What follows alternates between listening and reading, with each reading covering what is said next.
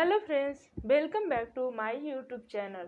कल हम लोगों ने लीलन के इतिहास और उसके सूत निर्माण की प्रक्रिया को देखा था। आज हम लोग लीलन का परिसज्जा और उसकी विशेषताओं को देखेंगे। लीलन पर प्रमुख परिसज्जा ब्लीचिंग की जाती है।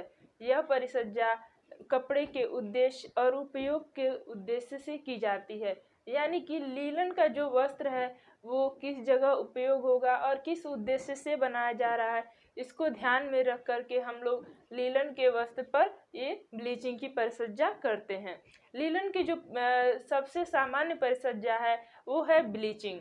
ब्लीचिंग इस पे जरूर की जाती है, यानी कि ब्लीचिंग की जो परिसज्जा है वो सामान्य रूप से की जाती है, इसमें सफ़ेदी व चमक लाने के लिए। तो लीलन पर की जाने वाली ये समान परिसज्जा है और यह परिसज्जा दो विधि से की जाती है, एक घास पर रखने घास विधि से और दूसरा रासायनिक विधि से।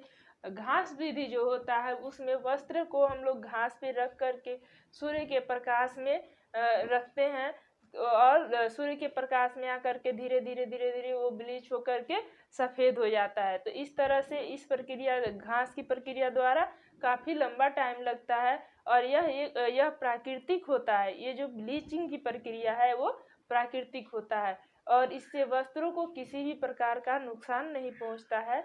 वस्त्र जो होते हैं वो काफ़ी टिकाऊपन और लोचमय बने रहते हैं। दूसरा है हमारा रासायनिक ब्लीचिंग। रासायनिक ब्लीचिंग जो होता है इसमें रसायनों का प्रयोग करके हम लोग ब्लीच करते हैं। यह विधि काफ़ी आसान होती है और जल्दी हो जाती है, किंतु इससे जो रेशे होते हैं वो कमज़ोर हो जाते हैं। हम लोग देखते हैं कि जो यह रासायनिक विधि से परिसज्जा है उसमें लीलन को 8 से 10 घंटे नींबू के घोल में उबाला जाता है और मोम और उसकी जो भी अशुद्धियाँ हैं वो निकल जाती हैं। जो लीलन का वस्त्र है उसको 8 से 10 घंटे नींबू के पानी में क्या होता है, उबाला जाता है, जिससे कि उसमें जितनी भी अशुद्धियाँ हैं, मोम हैं, वो सभी बाहर निकल जाते हैं और कपड़ा ब्लीच हो जाता है।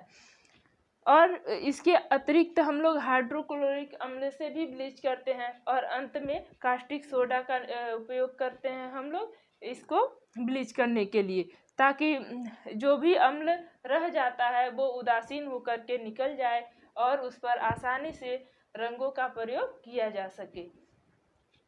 बिना ब्लीच किया हुआ लीलन, कुछ लीलन ऐसे भी होते हैं जिनको हम बिना ब्लीच किए ही उपयोग करते हैं, लेकिन ये काफ़ी उपयोगी मतलब टिकाऊपन एवं मजबूत होते हैं।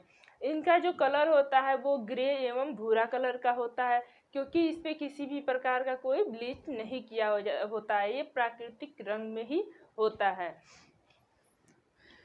नेक्स्ट है हमारा कुटाई यानी कि बिटलिंग परिसज्जा।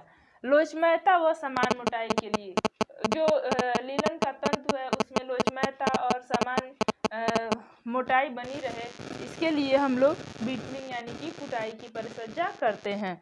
कैलेंडरिंग, चमक और चिकनेपन के लिए हम लोग कैलेंडरिंग की परिसज्जा करते हैं। मर्सराइजिंग की परिसज्जा वस्त्र में चमक बढ़ाने के लिए करते हैं। साइजिंग की परिसज्जा आकार में वृद्धि करने के लिए करते हैं। सलवट प्रतिरोधी प्रतिस्कंदता और समान देखभाल हेतु, जो उसमें प्रतिस्कंदता है और सामान्य देखभाल हेतु हम लोग क्या करते हैं, सलवट प्रतिरोधी परिसज्जा करते हैं, किंतु इसमें कभी भी रोए नहीं उठाए जाते हैं, क्योंकि इसके जो अणु होते हैं वो बहुत ही जटिल होते हैं, पास होते हैं, जिसकी वजह से इसमें काफ़ी सघन होते हैं और इसमें किसी भी प्रकार का रोआ नहीं उठाया जाता है। इसमें सिर्फ और सिर्फ ब्लीचिंग की परिसज्जा की जाती है, जिसके वजह से उसमें काफ़ी लोचमयता मतलब सुंदरता और सफ़ेदी आता है। तो ब्लीचिंग की परिसज्जा द्वारा कपड़े को काफ़ी सफ़ेद और सुंदर बनाने के लिए इसको किया जाता है। ये सबसे ही ज़्यादा महत्वपूर्ण परिसज्जा मानी जाती है। तो सलवट प्रतिरोधक परिसज्जा हम लोग प्रतिस्कंदता और सामान्य देखभाल हेतु करते हैं। हम लोग देखेंगे लीलन की विशेषताएं। लीलन की जो अन्वेक्षणीय काट है यानी कि माइक्रोस्कोपिक टेस्ट है वो क्या है, मतलब कैसा दिखाई देता है माइक्रोस्कोपिक टेस्ट से देखने के बाद। इसका आकार जो है वो बेलनाकार दिखाई देता है, अनुप्रस्थकार बहुकोणीयकार की तरह दिखाई देती है। इसके दोनों सिरे कपास की ही तरह नुकीले होते हैं। आंतरिक दीवार में केंद्रीय नलिका पाई जाती है जो जिसमें ल्यूमेन भरा होता है। इसकी जो लंबाई है वो अकेले लीलन के तंतु की लंबाई क्या होती है, 25 से 30 mm होती है। देखा जाए तो सभी प्राकृतिक तंतुओं की लंबाई उसकी कृषि और जलवायु पर निर्भर होती है, किंतु एक सामान्य लंबाई मापा गया है कि 25 से 30 mm होती है। लंबाई के अनुसार इसको दो भागों में बांटते हैं। जो लीलन का तंतु है उसको लंबाई के आधार पर हम दो भागों में बांटते हैं। लंबे रेशे को हम लाइन कहते हैं और छोटे रेशे को टो कहते हैं। तंतुओं की जो लंबाई होती है वो 10 से 40 इंच होती है। इसको डायमीटर में जब मापा जाता है तो 14.5 माइक्रोन होता है और इसका जो रंग होता है वो क्रीम सफ़ेद से लेकर के ग्रे तक होता है। यह जो रंग होता है उसका क्रीम सफ़ेद से लेकर ग्रे तक होता है और यह विधि गलाने की विधि पर निर्भर करता है। इसको किस प्रकार से गलाया जाता है उसकी विधि पे। अधिक ब्लीच किया हुआ जो तंतु होता है वो अधिक सफ़ेद दिखाई देता है। जो इसकी मजबूती, यह कपास से 3 गुना अधिक मजबूत होता है। जो लीलन का पौधा होता है, तंतु होता है, वो कपास की अपेक्षा 3 गुना अधिक मजबूत होता है। सभी प्राकृतिक तंतुओं में सिल्क के बाद इसका दूसरा स्थान आता है। सभी प्राकृतिक रेशों में सिल्क जो है वो सबसे मजबूत होता है, उसके बाद इसका दूसरा स्थान आता है। यानी कि लीलन हमारा मजबूती के कारण दूसरे स्थान पर रखा गया है। लीलन का जो वजन है वो 4 से 7 औंस प्रति गज है, यानी कि 135 से 235 ग्राम प्रति वर्ग इसका लंबाई मापा जाता है। गीली अवस्था में यह अधिक मजबूत होता है और इसको शुष्क विधि, जब शुष्क स्थिति में इसको तोड़ा जाता है तो 5.5 और आर्द्र स्थिति में 6.5 प्रति डेनियर इसकी मजबूती बढ़ जाती है। नेक्स्ट है हमारा चमक। महीन लीलन में सिल्क के समान चमक होती है। जो महीन लीलन होता है उसमें सिल्क की समान चमक होती है। संगठन, शुद्ध लीलन और कपास का संगठन लगभग एक समान होता है, क्योंकि इसके भी जो अणु होते हैं वो कार्बन, हाइड्रोजन और ऑक्सीजन से मिलकर के बने होते हैं। इसमें कपास की अपेक्षा 5% सेल्यूलोज कम होता है और करीब 75% शुद्ध सेल्यूलोज होता है। बाकी सब मोम और गोंद भरा होता है। लीलन में छोटे तंतु पूर्ण रूप से शुद्ध सेल्यूलोज के माने जाते हैं। जो लीलन का छोटा तंतु होता है वो पूर्ण रूप से शुद्ध सेल्यूलोज का बना होता है। लोचमयता और प्रत्यास्था प्रतिस्कंदता, इन सभी का लीलन के वस्त्रों में अभाव पाया जाता है। उष्मा चालकता, गर्मी के लिए अधिक उपयुक्त माना जाता है, यानी कि उष्मा चालकता गर्मी के दिनों में इसके वस्त्रों का प्रयोग अधिक होता है, क्योंकि इसमें आरामदायक और काफ़ी कोमल एवं आरामदायक होते हैं। गर्मी से निकलने में ये काफ़ी मददगार होते हैं, इसलिए गर्मी के दिनों में ये अधिक उपयुक्त माने जाते हैं। अवशोषकता, उत्तम अवशोषकता पाई जाती है।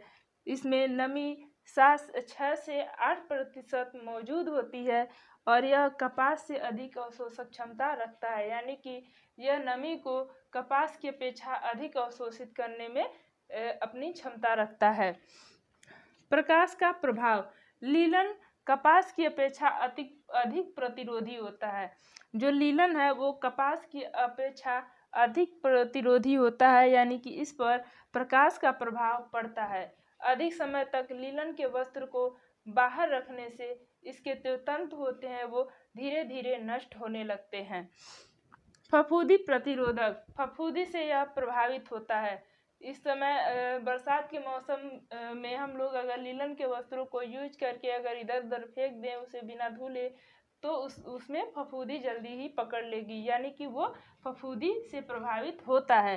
कीट प्रतिरोधक, उसमें किसी भी प्रकार का कीट का कोई वो नहीं होता, वो कीट का प्रतिरोधी माना जाता है। नेक्स्ट टॉपिक है क्षार के प्रति अभिक्रिया। लीलन क्षार के प्रति उच्च प्रतिरोधक माना जाता है, यानी कि जो लीलन है वो क्षार के प्रति उच्च प्रतिरोधक होता है। अम्ल के प्रति अभिक्रिया। लीलन गर्म तनु व ठंडे सांद्र अम्ल से इसका रेशा नष्ट हो जाता है, किंतु ठंडे व तनु अम्ल से जो लीलन का रेशा है उस पर कोई प्रभाव नहीं पड़ता है। पसीने के प्रति अभिक्रिया। पसीने से इस पर किसी भी प्रकार का कोई प्रभाव नहीं पड़ता है, किंतु जो कपड़े का रंग होता है वो धीरे धीरे फीका पड़ने लगता है। जैसा कि आप लोग देखे होंगे कि हम लोग शर्ट या फिर सलवार सूट या कोई भी कपड़ा जब पहनते हैं तो हमारे बाजू साइड में ज़्यादा पसीना होने की वजह से वहाँ का कलर क्या होता है, फीका पड़ जाता है। तो इस प्रकार से पसीने का प्रभाव पड़ता है। सफाई एवं धुलाई। लीलन के वस्त्रों की सफाई एवं धुलाई करना काफ़ी आसान होता है, किंतु कुछ वस्त्रों में परिसज्जा एवं बनावट के कारण शुष्क धुलाई की आवश्यकता होती है। आरोग्यप्रद गुण, यानी कि हाइजीनिक क्वालिटी। लीलन के वस्त्रों में हाइजीनिक क्वालिटी उच्च गुणवत्ता के साथ पाई जाती है, क्योंकि इसमें जीवाणु जो होते हैं वो बहुत ही धीरे धीरे पनपते हैं और धूल और जितनी भी गंदगी होती है उसे आसानी से साफ किया जा सकता है धुलकर। इस तरह से इस वस्त्र को आरोग्यप्रद वस्त्र के रूप में भी माना जाता है। रंगों के प्रति सादृश्यता। उत्तम सादृश्यता नहीं पाई जाती है, क्योंकि बार बार ब्लीच करने से इसके रंग जो होते हैं वो उड़ जाते हैं, यानी कि फीका पड़ जाते हैं, परंतु इसको आसानी से रंगा जा सकता है। इस प्रकार से हम लोगों ने लीलन की विशेषताओं और उसकी परिसज्जाओं को कंप्लीट किया। नेक्स्ट टॉपिक हम लोग पढ़ेंगे वूलन, यानी कि ऊन। अगर हमारी वीडियो अच्छी लगे तो ज़्यादा से ज़्यादा लोगों को शेयर कीजिए, लाइक कीजिए, कमेंट कीजिए और सब्सक्राइब करना मत भूलिए। Thank you for